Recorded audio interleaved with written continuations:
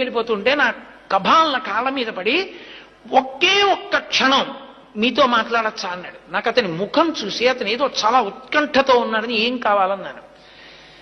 మీరు చెప్పినంత నమ్మకంతో నిలబడితే వెంకటేశ్వరుడు పిలుస్తాడా దర్శనానికి అన్నాడు.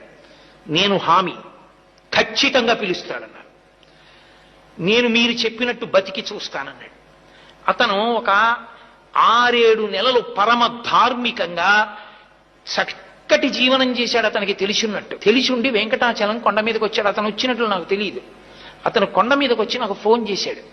ఏమని ఫోన్ చేశాడంటే, నేను కొండ మీదకి వచ్చాను, మహాలఘు దర్శనం జరుగుతోంది, నిన్ను నమ్మి ధర్మాన్ని పట్టుకున్నాను, గురువుగారు చెప్పారు ధర్మం పట్టుకుంటే నువ్వు దగ్గరికి తీసుకుంటా ఉన్నారు, నన్ను కూడా తోసేస్తారా, నన్ను దగ్గరికి రానివ్వవా, నువ్వు నన్ను దగ్గరికి రానివ్వకపోతే ఇక నా శేష జీవితంలో ధర్మం పట్టుకోను, నువ్వు నన్ను